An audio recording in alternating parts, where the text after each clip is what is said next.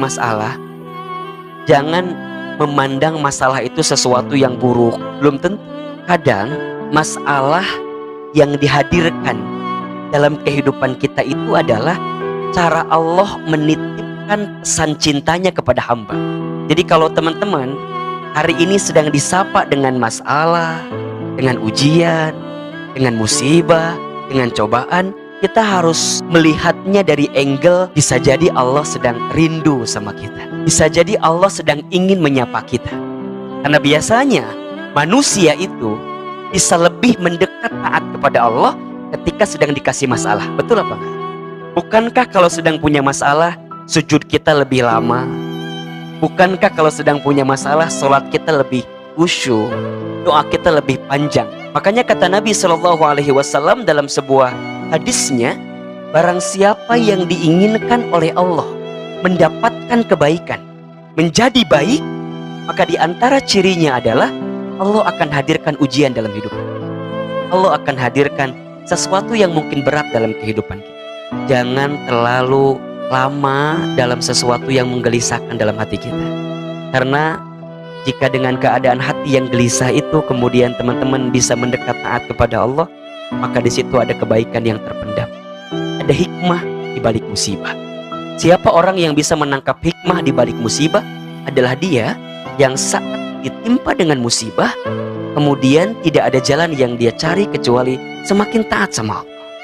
Di hati ini masih ada getaran energi iman kepada Allah.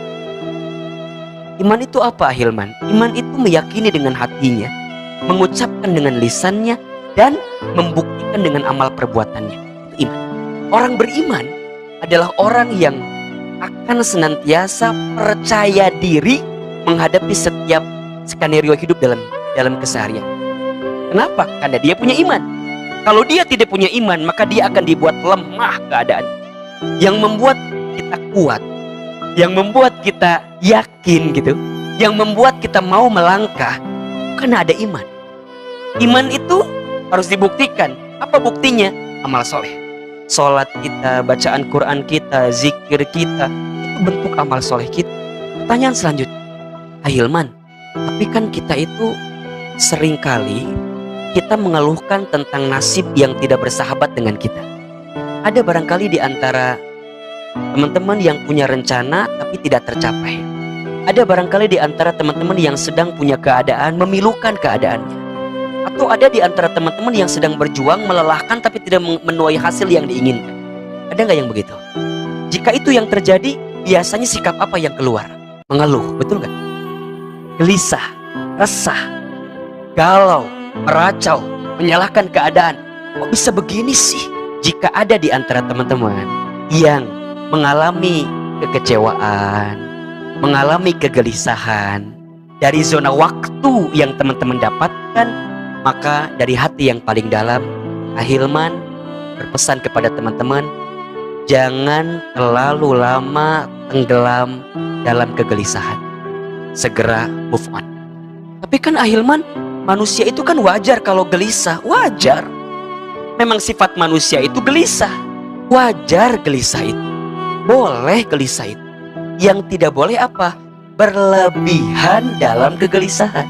Hilman tidak menyalahkan yang gelisah. Hilman tidak menyalahkan yang resah, yang galau. Itu boleh-boleh saja. Tapi mau sampai kapan gitu loh? Ada zona waktunya. Apakah hidup teman-teman mau dihabiskan dengan gelisah terus? Teman-teman jangan berpikir kehidupan ini selalu seperti kalkulator sesuai dengan logika kita. Hidup ini bukan 1 tambah 1 2. Gak kayak begitu terus gitu loh. Pertanyaan selanjutnya, Hilman, bagaimana caranya agar kita bisa yakin bahwa semua akan indah pada waktunya? 1, belajarlah untuk husnuzon kepada Allah. Apa itu husnuzon? Husnuzon itu selalu berprasangka baik kepada Allah. Yakin bahwa Allah lebih tahu apa yang terbaik bagi dirimu. Kata Allah, bisa jadi kamu membenci sesuatu, padahal itu amat baik bagimu. Bisa jadi kamu menyukai sesuatu, padahal itu amat buruk bagimu. Allah mengetahui, sedangkan kamu tidak mengetahui. Selalulah menghadirkan pikiran dan perasaan bahwa apa yang datang dari Allah itulah yang terbaik bagi kehidupan kita. Apa yang baik menurut kita belum tentu baik menurut Allah. Tapi yang baik menurut Allah pasti baik untuk kita. Selalulah berprasangka baik. Yang kedua, belajarlah untuk yakin dengan takdir Allah. Teman-teman sekalian, setiap manusia itu memiliki takdir yang sudah tercatat, tak mungkin tersesat. Rezeki sudah tertakar, tak mungkin tertukar. Allah telah menulis takdir seluruh makhluk sebelum menciptakan langit dan bumi dengan tenggang waktu 50.000 tahun sebelum. Takdir kita teman-teman sudah dicatat oleh Allah. Makanya dalam iman ada di antaranya iman kepada qada dan qadar kan? Iman kepada ketetapan yang Allah berikan dalam kehidupan kita. Yakini gitu loh. Setelah kita husnuzon sama Allah, kita yakini bahwa apa yang datang dari Allah ini adalah takdir yang terbaik dalam kehidupan kita. Teman-teman sekalian, jika kita sudah yakin dengan ketentuan Allah, dengan takdir yang Allah hadirkan dalam kehidupan kita, maka kita akan tenang menghadapi. Kenapa? Karena di hati ini tidak ada tempat bersandar terbaik kecuali kepada Allah. Teman-teman, ketika mendapatkan kebahagiaan, siapkan space untuk mendapatkan kesedihan. Ketika teman-teman sedang bersedih, jangan berlebihan bersedih. Siapkan space juga, karena barangkali besok lusa Allah ganti dengan kebahagiaan. Itulah takdir yang Allah hadirkan dalam kehidupan kita. Berarti apa sikapnya Ahilman? Ridho atas ketentuan Allah. Apa itu ridho? Ridho itu artinya suatu kondisi untuk menerima. Pertama, nerima dulu. Dan melapangkan hati untuk selalu berprasangka baik atas semua yang diperoleh dan berusaha mengambil hikmah terbaik agar kita bisa semakin dekat kepada Allah. Jadi teman-teman dapat kejadian nih, dapat satu peristiwa. Sikap pertama tadi apa? Husnuzon. Kemudian yakin dengan kejadian itu. Lantas ridho, terima dulu. Setelah terima, lapangkan hati. Setelah lapangkan hati, prasangka baik.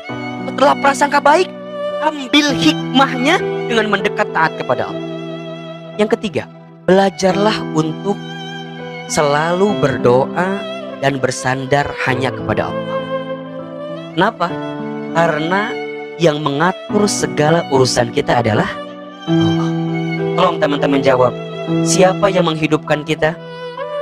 Siapa yang mematikan kita? Siapa yang memudahkan urusan kita? Siapa yang menjamin rezeki kita? Siapa yang mengatur semua urusan kita? Kalau teman-teman yakin Allah, kenapa teman-teman harus gelisah dengan keadaan hidup ini? Allah yang mengatur segalanya teman-teman sekalian. Catat baik-baik. Tidak ada yang bisa menolong kita kecuali Allah. Jika sudah tidak ada pundak manusia untuk bersandar, maka tempat sujud sudah menjadi sandaran terbaik dalam setiap persoalan kehidupan. Jika sudah tidak ada telinga manusia yang bisa mendengar setiap curhatan kegelisahan kita, maka sudah saatnya telapak tangan menengadah, lisan berbisik, berdoa kepada Allah Subhanahu wa Ta'ala. Jika kita sedang sulit, maka langsung cari pertolongan Allah. Allah lah yang akan menuntun kita untuk meraih jalan keluar dari setiap kesulitan yang sedang kita hadapi. Teman-teman sekalian, seberapa berat pun persoalan kita, tanamkan di hati kita bahwa saya tidak takut karena saya punya Allah yang maha besar. Ya Allah, ujian ini berat, cobaan ini berat. Iya, tapi hamba tidak akan gelisah, hamba tidak akan takut, karena hamba punya Engkau ya Allah. Engkau yang maha besar, Engkau yang maha menolong hamba. Yang membuat persoalan itu sulit bukan persoalannya. Yang membuat persoalan itu sulit adalah karena kita tidak melibatkan Allah untuk ikut campur mendatangkan pertolongan dalam setiap kesulitan kita. Maka oleh karena itu, jangan pernah berhenti berdoa. Ad-du'a'u silahul mu'min. Doa itu senjatanya orang beriman. Tidak ada senjata yang paling ampuh, tidak ada senjata yang paling tajam, tidak ada senjata yang paling bisa menusuk setiap ruang lingkup aspek kehidupan kita kecuali doa. Makanya orang yang kuat itu bukan hanya kuat dirinya, tapi karena dia kuat doanya. Dia kuat memohon kepada Allah. Para nabi, para rasul, jangan sangka ujian mereka jauh lebih besar dibanding kita. Difitnah, dicaci maki, dibully, dihina, diasingkan, dijauhkan. Itu sudah menjadi perkara yang biasa yang didapatkan oleh para nabi dan rasul itu. Tapi kenapa mereka kuat? Karena mereka punya tameng, doa, ibadah, ketaatannya di hadapan Allah Subhanahu wa Ta'ala.